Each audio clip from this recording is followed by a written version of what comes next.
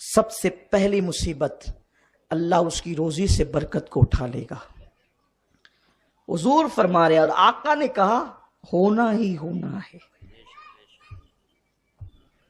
کتنی بھی محنت کر لو، کتنی بھی کوشش کر لو، کتنے بھی جتن کر لو، اللہ کے حبیب صلی اللہ علیہ وسلم فرماتے ہیں جو نماز میں غفلت کرے، سستی کرے، اللہ اس کی روزی سے برکت اٹھا لے گا، اس کو تنگ دستی میں گرفتار کر دے گا۔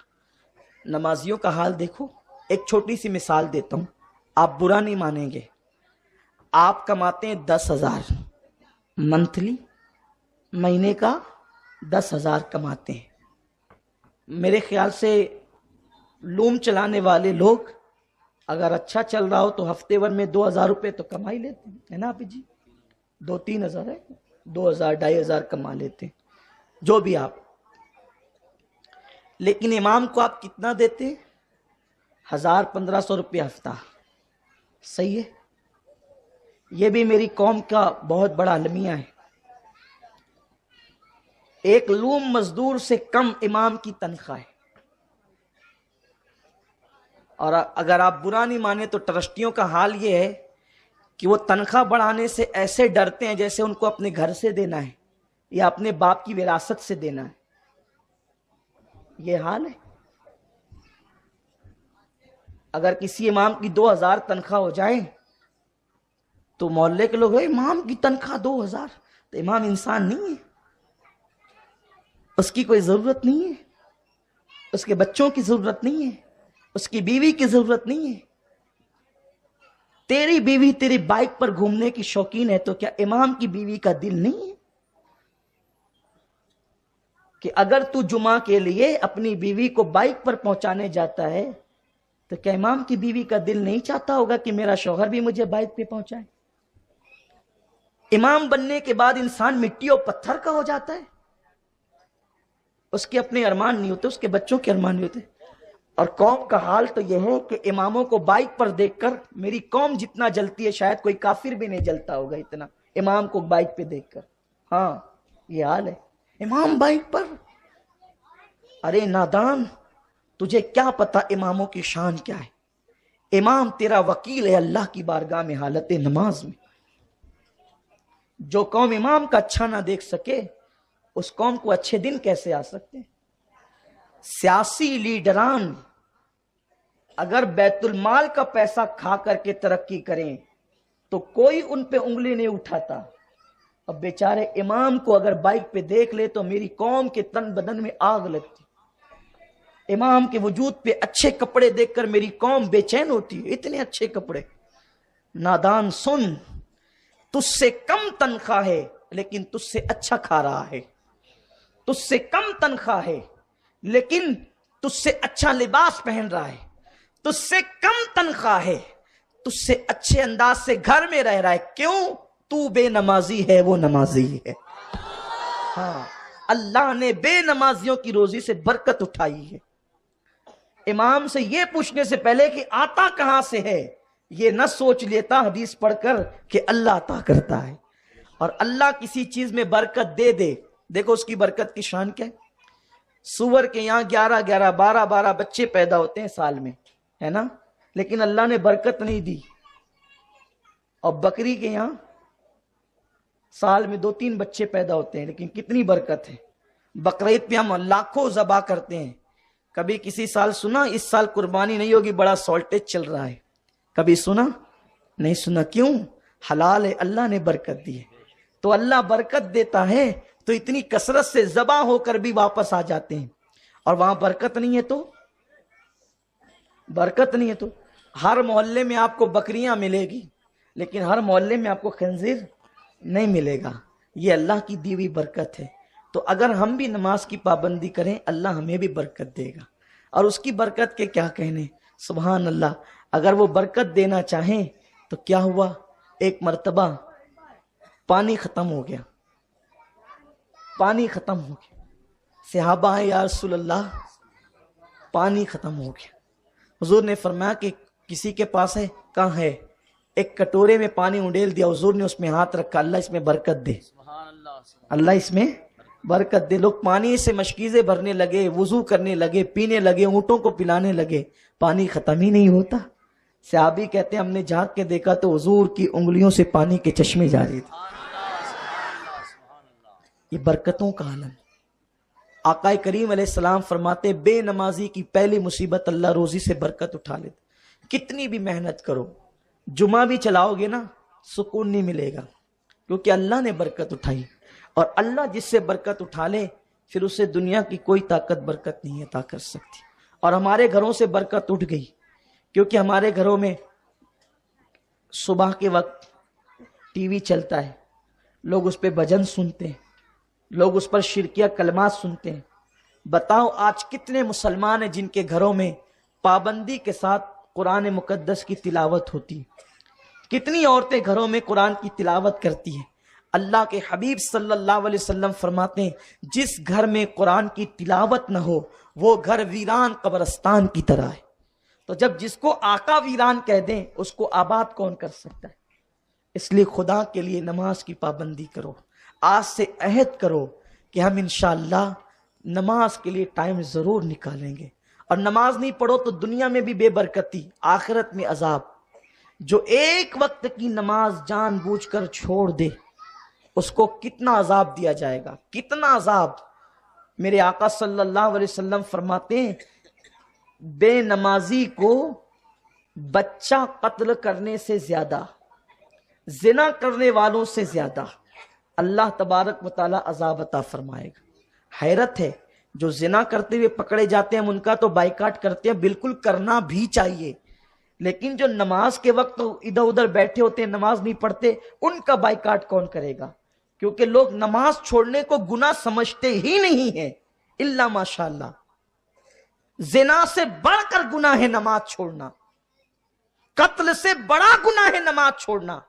بلکہ یہاں تک فرمایا گیا کہ ایک بندہ اگر نماز عصر چھوڑ دے تو گویا کہ اس نے مسجدوں کو شہید کر دیا, حتیٰ کہ کعبۃ اللہ شہید کر دیا, حتیٰ کہ دنیا کے سارے انسانوں کو قتل کر دیا, حتیٰ کہ اپنے ماں باپ کو بھی قتل کر دیا. اتنے سارے گناہ کرنے والے کو جو عذاب دیا جائے گا وہی عذاب بے نمازی کو دیا جائے گا. ہم اپنے اندر طاقت کہاں سے لائیں گے, اپنے اندر قوت کہاں سے لائیں گے اللہ کا عذاب برداشت کرنے کی؟ حضور علیہ السلام فرماتے ہیں دوسری مصیبت جو بے نمازی کو دی جاتی ہے دنیا میں وہ یہ ہے کہ اس کے چہرے سے مومنانہ نور چھین لیا جاتا ہے, چہرے سے رونق اڑ جاتی ہے, چہرے سے نور اٹھا لیا جاتا ہے. یعنی مومن کے چہرے پہ جو خاص نورانیت ہوتی ہے وہ نور چھین لیا جاتا ہے. آج دیکھو میری قوم کے لڑکے نوجوان خوبصورت دکھنے کے لیے, ہینڈسم دکھنے کے لیے وہ بیچارے اچھے اچھے صابن سے منہ دھل رہے ہیں. پہلے لڑکیاں کریم استعمال کرتی تھی, اب میری قوم کے جوان لڑکے بھی کریم استعمال کرتے ہیں. صرف خوبصورت دکھنے کے لیے وہ داڑھی بھی بگاڑتے ہیں اور کہتے ہیں ہم داڑھی بنا کے آئے ہیں. اور داڑھی بنانا تو یہ ہے نا جو رسول نے بنائی. داڑھی رکھنا داڑھی بنانا ہے, داڑھی کٹانا بنانا نہیں بلکہ بگاڑنا ہے. داڑھی بگاڑنے والا یعنی داڑھی مڈانے والا گویا کہ عورتوں کی طرح چہرہ بناتا ہے. بتائیں اگر کوئی مرد کو چوڑیاں پہنا دے تو آپ اس کو اچھا سمجھیں گے؟ نہیں اچھا سمجھیں گے. کیوں نہیں سمجھیں گے؟ اس لیے کہ چوڑیاں پہننا عورتوں کا طریقہ ہے, اس لیے کبھی کوئی مرد چوڑی نہیں پہن سکتا. بلکہ تانا دے دو کہ تو چوڑی پہن لے تو لوگ ناراض ہو جاتے ہیں, ہے نا, کیونکہ یہ عورتوں کا کام ہے. جب چوڑی نہیں پہنتے تو داڑھی کیوں منڈاتے ہو؟ جب چوڑی نہیں پہنتے تو داڑھی کیوں منڈاتے ہو؟ یہ بھی تو عورتوں کا کام ہے. عورتوں کے چہرے پہ اللہ نے داڑھی نہیں دی.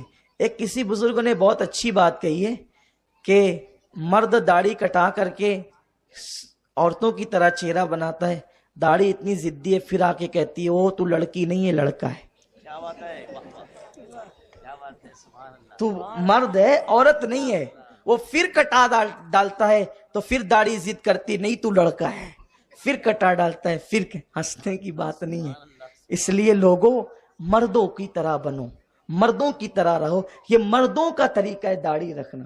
مرد اور عورت میں فرق یہ ہے کہ عورت کے بڑے بال ہوتے ہیں سر کے اور مرد کی بڑی داڑھی ہوتی ہے چہرے کی، ورنہ ننھا سا بچہ باپ اور ماں میں فرق کیسے کرے گا؟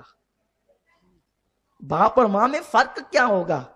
حضور علیہ السلام کی بارگاہ میں ایک وفد آیا تو ان لوگوں کے چہرے پہ داڑیاں نہیں تھی، وہ یہودی لوگ تھے۔ سرکار نے کہا یہ کیسے لوگ ہیں، تم لوگ مرد ہو؟ انہوں نے کہا مرد ہیں۔ مرد ہو، داڑھی نہیں ہے؟ کب منڈا کے آئے ہیں؟ حضور نے اٹھو جاؤ، میں ایسے مردوں سے نہیں ملتا جن کے چہروں پہ داڑیاں نہ ہو۔ استغفر اللہ، الیاذ باللہ۔ وہ حضور سے ملنے کے لیے آئے، آقا نے ان کو بھگا دیا کہ ایسے مردوں سے نہیں ملتا جن کے چہروں پہ داڑیاں نہ ہو۔ قیامت کے دن کا تصور کرو، جب شفاعت کی بھیک مانگنے کے لیے تم آقا کی بارگاہ میں جاؤ گے، ارے تم اور میں کیا، قیامت کے دن جناب ابراہیم خلیل اللہ کو ہمارے رسول کی حاجت ہوگی، ہے خلیل اللہ کو حاجت رسول اللہ کی، سب کو حضور علیہ السلام کی حاجت ہوگی۔ سوچو سوچو، جس وقت تم حضور کی بارگاہ میں شفاعت کی بھیک مانگنے کے لیے جاؤ گے، اللہ نہ کرے، ہزار بار نہ کرے، حضور یہ کہہ دے چلا جا یہاں سے، جس کے چہرے پہ داڑھی نہ ہو میں اس سے ملاقات نہیں کرتا، کیا منہ لے کر کے جاؤ گے؟ آپ سوچتے ہیں داڑھی کٹا کر خوبصورت لگو گے؟ تف ہے، تمہاری یہ خام خیالی ہے۔ داڑھی کٹا کر کوئی خوبصورت نہیں ہو سکتا، اس لیے کہ کائنات کا جو سب سے خوبصورت انسان ہے محمد الرسول اللہ، ان کے چہرے پہ داڑھی موجود، داڑھی خوبصورت بناتی۔ اور یاد رکھیں یہ چند بال کیا بڑھتے ہیں، قدرت اپنی طرف سے نور نازل کرتی، کیونکہ آقا نے فرمایا داڑھی مومن کا نور ہے۔ داڑھیوں سے چہرے، تو لوگ خوبصورت بننے کے لیے داڑھی کٹاتے۔ اور آج کل کی لڑکیوں کا حال یہی ہے، آج کل کی لڑکیاں تو معاذ اللہ یہ کہتی ہے کہ جس کے چہرے پہ داڑھی ہوگی ہم اس سے نکاح نہیں کریں گے، شادی نہیں۔ لیکن ابھی شاید اتنا زیادہ اب یہ سننے میں نہیں آتا۔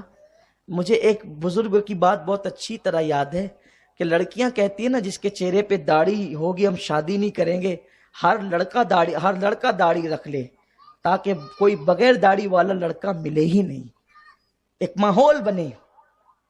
اور کوئی قوم کی بیٹی اگر بدبختی کرتی ہے کہ میں داڑھی والے شخص سے شادی نہیں کروں گی تو وہ لڑکے کی بے عزتی نہیں کرتی بلکہ وہ مصطفیٰ جان رحمت کی سنت کی بے عزتی کرتی ہے۔ اور قوم کی وہ بیٹی جو حضور کی سنت کا مذاق اڑائے اس کی زندگی میں کبھی بہار نہیں آ سکتی، اس کی زندگی میں کبھی خوشی نہیں آ سکتی۔ لیکن میں یہاں بھی ایک بات عرض کروں گا کہ جن کے چہرے پہ داڑیاں ہیں ذرا وہ بھی شرم کریں۔ تم نے داڑھی کو اتنا بدنام کیوں کر دیا کہ لوگ داڑھی والوں سے نفرت کرنے لگے؟ داڑھی والے اپنا کردار بھی تو سنبھالیں، اپنا کردار بھی تو سنواریں، داڑھی کی قدر بھی تو کریں۔ کچھ لوگوں نے مجھے یہ کہا سید صاحب داڑھی رکھیں گے تو سچ بولنا پڑے گا۔ یا اللہ، یہ کیسی سوچ بن گئی کہ داڑھی رکھیں گے تو سچ بولنا پڑے گا، داڑھی رکھیں گے تو پکچر چھوڑنا پڑے گا۔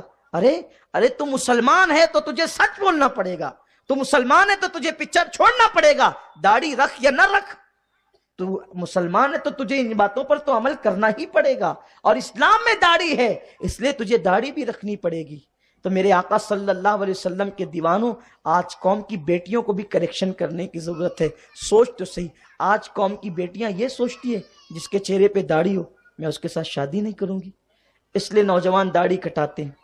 اور آج کل تو اب تو الیاذ باللہ، اپنی گفتگو سمیٹ رہا ہوں، الیاذ باللہ اب تو شادیاں بعد میں ہوتی ہے، شادی سے پہلے ہی سب کچھ ہو جاتا ہے الا ماشاء اللہ۔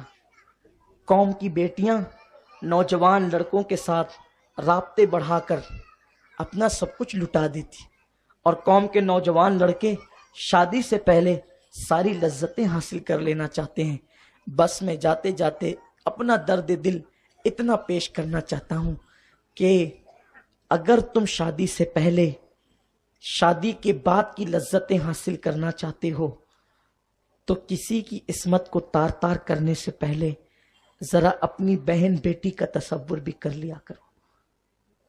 اگر آج آپ کی بیٹی نہیں ہے تو کل آپ کے گھر بیٹی ضرور پیدا ہوگی، اور اگر بیٹی نہ بھی پیدا ہو تو آپ کسی بہن کے بھائی ہو، آپ کسی ماں کے بیٹے ہو، آپ کے گھر میں بھی عورت ہے، اور اللہ کے حبیب صلی اللہ علیہ وسلم نے فرمایا زنا قرض کی طرح ہے، ہر قرض انسان اپنی مرضی سے ادا کرتا ہے، لیکن زنا ایسا قرضہ ہے ادھر کیا ادھر وہ خود بخود ادا ہو جاتا ہے، مگر جو توبہ کر لے وہ بچے گا۔ اس لیے آج افیئر فیشن بن چکا ہے، بچیاں نادانی کرتی ہے۔